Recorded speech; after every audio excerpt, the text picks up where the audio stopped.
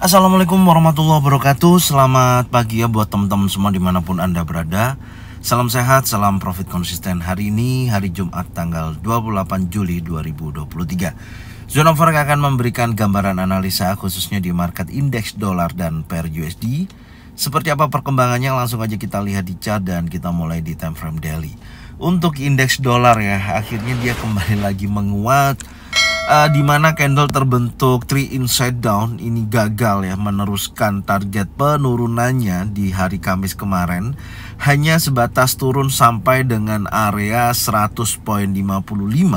Tapi ya tentunya area ini juga masuk pada area golden level ya, atau area 50%. Kalau kita tarik dari titik terendahnya titik A sampai dengan titik B, koreksinya hanya sebatas di wilayah area 100.613, yaitu area 50% masuk kepada area golden level. Dan market kembali lagi menguat cukup signifikan pasca rilis adanya GDP ya.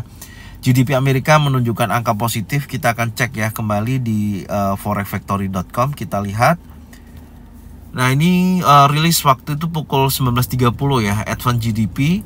Angkanya naik dari 2% ya, prediksi angka masuk 1,8%. Tapi ternyata aktualnya ini di atas ekspektasi ya, sebesar 2,4%, yang menunjukkan positif terhadap indeks dolar. Dan kemudian di jam yang sama ada unemployment claim.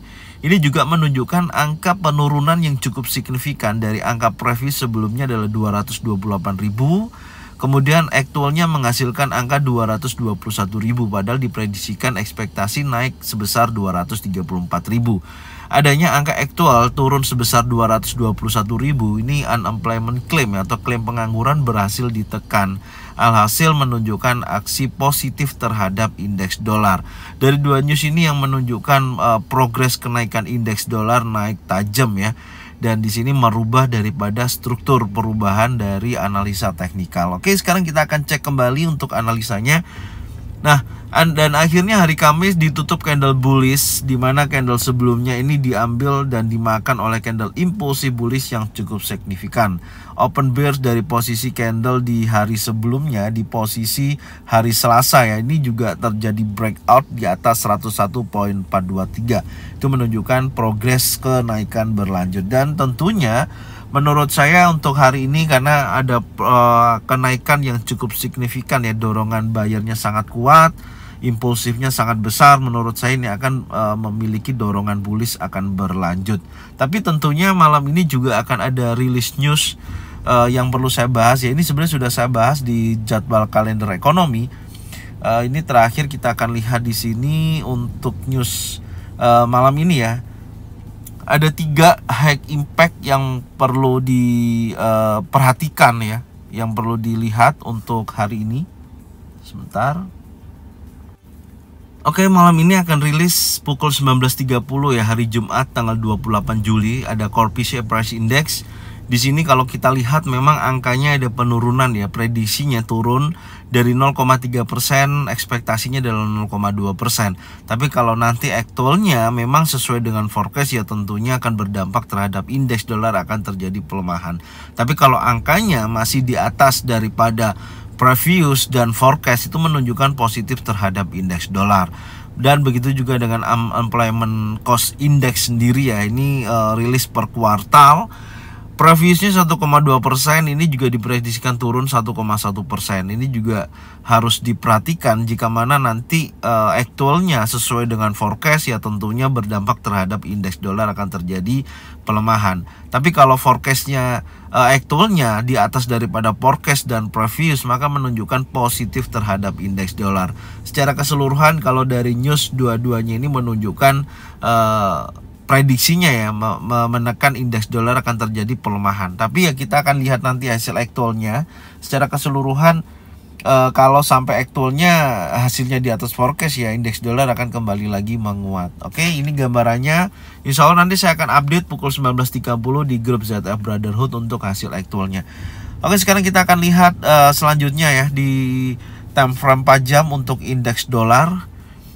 Di time frame 4 jam dorongan bullishnya sangat kuat ya, terlihat di posisi ketika rilis news tersebut dan menunjukkan pergerakan impulsif, dan saat ini masih berada di area konsolidasi, belum ada perubahan yang cukup signifikan. Sekarang coba kita lihat di time frame 1 jamnya.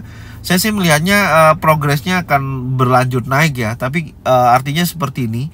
Pantau dulu aja, lebih baik kita melihat area konsolidasi ini ya, yang membentuk sebuah area konsolidasi di akhir sesi penutupan. Jadi ketika nanti area mana dulu yang di breakout, intinya di situ. Kalau nanti di 101.84 terjadi breakout impulsif bullish, maka menunjukkan aktivitas indeks dolar akan kembali lagi menguat. Tapi kalau nanti pergerakan candle ini berhasil breakout close di bawah level 101.87 ya, membentuk impulsif bearish seperti ini, hati-hati, maka indeks dolar bisa akan kembali lagi terjadi penurunan atau menyentuh area 101.18 ya, retest dan kemudian melanjutkan kenaikan kembali. Ini gambarannya. Jadi saat ini dari sesi Asia sampai dengan sesi Eropa, wait and see dulu. Secara pergerakan memang untuk indeks dolar ini kembali lagi menguat ya, kembali lagi menguat. Intinya di situ. Oke. Sekarang kita akan lihat time frame yang lebih kecil lagi ya. Coba cek di time frame 30 menit. Ya memang posisinya masih konsolidasi ya, tapi memiliki dorongan bullish yang sangat kuat. Anda perhatikan di sini di akhir sesi penutupan ya, di pukul 12 malam ini ada pembentukan tekanan bias yang sangat kuat. Intinya sebenarnya masih terpengaruh oleh pergerakan impulsif ini. Oke. Jadi ini yang bisa saya sampaikan untuk indeks dolar. Sekarang kita akan lihat untuk Euro USD di time frame daily. Euro USD ini juga hal yang sama ya. Ketika indeks dolar tersebut menguat, ya dampak terhadap Euro USD terjadi penurunan. Dan yang sangat disayangkan, bullish engulfing konfirmasi candle di daily ini tidak mampu menunjukkan aktivitas kenaikan yang cukup signifikan ya. Hanya bergerak naik sampai di area kurang lebih 50% juga di 1.11.487. Dan terjadi penurunan yang cukup signifikan ya, karena indeks dolar terjadi penguatan. Di sini ada bearish engulfing lawan daripada candle sebelumnya, di mana open bulls-nya ini disapu bersih ya, ini di 1.10.482 ya, break di bawah level tersebut. Menurut saya masih memiliki potensi lanjutan penurunan ya. Sekarang kita coba akan cek kembali time frame 4 jam. Nah, ini juga dengan adanya penurunan tersebut, zona sell kita ini sebenarnya sudah kena ya, udah bagus lah. Ya, kemarin sudah saya sampaikan juga, artinya posisi kenaikan di hari kemarin menuju wilayah area order block time frame 1 jam ini direspon ya. Ini direspon dan terjadi penurunan yang cukup signifikan. Cuman target saya kemarin tidak terlalu besar ya, ekspektasi saya hanya berkisaran antara 1.10.864, dan sayang juga area zona buy tidak ada konfirmasi adanya pembentukan candle di time frame yang lebih kecil, tapi membentuk sebuah impulsif bearish berlanjut. Ini yang menjadikan kegagalan buy di area zona buy. Oke, sekarang kita akan tandain dulu. Ini akan membentuk sebuah konsolidasi menurut saya ya. Sekali lagi di time frame 4 jam, menurut saya akan berada di area konsolidasi kembali. Nanti tinggal kita cek aja mana dulu yang akan di breakout ya. Dan kalau saya pribadi, saya akan tetap cari fokus sell dengan adanya konfirmasi impulsif bearish yang sangat kuat. Dan sudah terjadi breakout structure juga, karena dia gagal break di atas area resisten ya. Dia gagal, dia akan bergerak naik berlanjut, tapi membentuk sebuah boss breakout structure. Ini menunjukkan aktivitas adanya lanjutan penurunan. Tinggal kita lihat swingnya, harusnya dia bergerak naik seperti ini, dia turun ya, dan ambil posisi ini bisa juga seperti ini, baru dia akan turun kembali. Polanya seperti ini ya di hari-hari berikutnya. Oke, sekarang kita akan cek kembali time frame 1 jam ya. Sebelumnya ini saya akan hapus dulu. Ini yang saya maksud, tidak ada konfirmasi ya di zona buy, hanya konfirmasinya di zona sell. Ini ada bearish pin bar dan di konfirmasi oleh candle warna hijau. Dan waktu news menunjukkan positif terhadap indeks dolar, maka Euro USD terjadi penurunan yang cukup signifikan. Cuman ya sekali lagi saya sayangkan di area zona buy ini tidak ada konfirmasi aja untuk kita buy di area tersebut. Bahkan kalau diturunkan di time frame 15 menit dengan kecepatan pergerakan volatile yang sangat tinggi, ini juga tidak ada konfirmasinya gitu. Itu aja yang disayangkan. Cuman ada konfirmasi di sini nih. Zona sell-nya ada nih. Nah, ini ada 3 inside down. Maka dia bergerak turunnya cukup signifikan. Oke, sekarang kita akan lihat kembali di time frame 1 jam. Ya, ini saya hapus dulu. Oke, order block time frame 1 jamnya udah direspon ya. Kita geser seperti ini. Ini udah direspon zona sell-nya. Oke, sekarang kita akan buat skenario untuk hari ini ya. Yang pertama, saya masih wait and see dulu ya. Karena saya melihatnya area ini juga belum ada konfirmasi yang cukup kuat, masih dalam batasan dorongan impulsi bearish.